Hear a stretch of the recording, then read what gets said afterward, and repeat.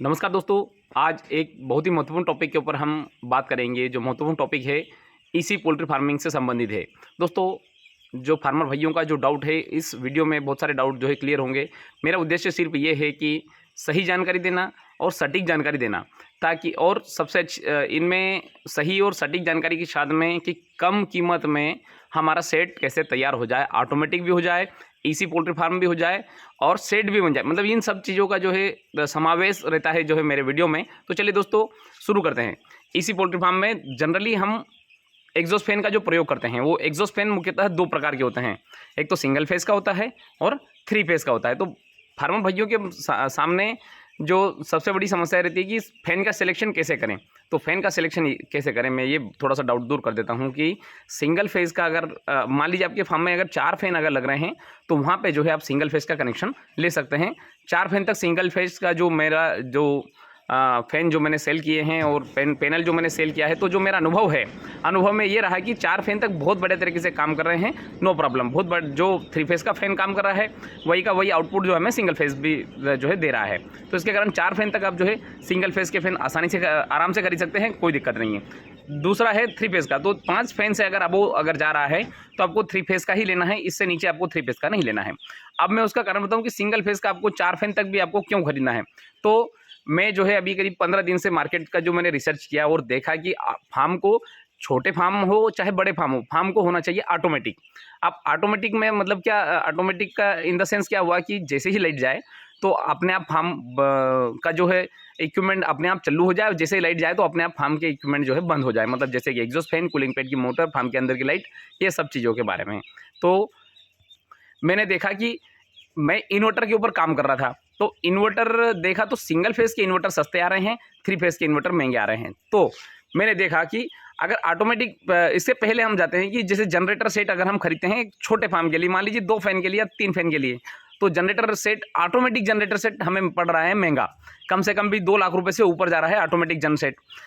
तो अब इतना महंगा जनरेटर जो है 2 फार्म मतलब 5,000 या 3,000 4,000 बच्चों के लिए थोड़ा सा खरीदना थोड़ा सा मतलब एक्सपेंसिव हो रहा है। तो उसके लिए जो है हमें अगर सिंगल फेज़ का हम अगर एग्जॉस्ट फैन अगर खरीदते हैं, और तो हम जो है सिंगल फेज़ में जो इन्वर्टर जो है वो सस्ते मिल रहे हैं। मतलब जनरेटर की तुलना में सिंगल फेज़ के इन्वर्टर हमें सस्ते मिल रहे हैं और फुल्ली ऑटोमेटिक है। मतलब साइन वेव टेक्नोलॉजी के साथ में कि जैसे ही लाइट जाएगी तो विदिन ए सेकेंड हमारा पूरा सेटअप चालू हो जाएगा। जैसे ही लाइट जाएगी विदिन ए सेकेंड जो है हमारा जैसे ही लाइट आएगी, जैसे मान लीजिए वापस इलेक्ट्रिसिटी सप्लाई बोर्ड से वापस लाइट आ गई, तो विदिन ए सेकेंड जो है हमारा इलेक्ट्रिसिटी बोर्ड पे जो है सप्लाई शिफ्ट कर देगा। तो मतलब बहुत ही फास्ट इसकी एक्यूरेसी है। तो इसके कारण अगर हम सिंगल फेज़ का अगर हम फैन खरीदते हैं, तो ऑटोमेटिक जनरेटर के ऊपर हम नहीं जाते हुए अगर सिंगल फेज़ की इन्वर्टर के ऊपर हम अगर जाएंगे, तो हमारे लिए थोड़ा सा मतलब एक्सपेंसिव नहीं रहेगा इनकी तुलना में। अच्छा, इससे एक और जो फ़ायदा रहेगा, इसके बहुत फास्ट हमारा फार्म जो है ऑटोमेटिक पे चल जाएगा, लागत भी कम आएगी। लागत कम के साथ में हम जो है जैसे मान लीजिए कि 4 घंटे 5 घंटे लाइट अगर मान लो ब्रेकडाउन अगर रही, तो उसके लिए हम हैंडल वाला जनरेटर खरीद सकते हैं, क्योंकि 4 से 5 घंटे में तो हमें पता चल ही जाता है कि फार्म के अंदर का क्या सिचुएशन है। तो इसीलिए अगर 4 फैन तक अगर आप एग्जॉस्ट फैन खरीद रहे हैं, तो आप सिंगल फेज़ भी खरीद सकते हैं और उसके लिए जो है आप इन्वर्टर सिस्टम लगा सकते हैं। इन्वर्टर के लिए मैं अलग से वीडियो बना के बताऊंगा कि कौन सा इन्वर्टर खरीदें, किस टाइप का इन्वर्टर खरीदें। अब चलिए दोस्तों हम 3 फेज़ पे आते हैं। 3 फेज़ पे जनरली हम देखते हैं कि 5 फैन से अगर अगर हम जा रहे हैं, तो हमें जनरेटर ऑटोमेटिक जनसेट खरीदना चाहिए, क्योंकि यहाँ पे हम चाहे ऑटोमेटिक जनसेट भी खरीद लें, या फिर हमें जो है 3 फेज़ का है हम इन्वर्टर जो है वो भी हम खरीद सकते हैं।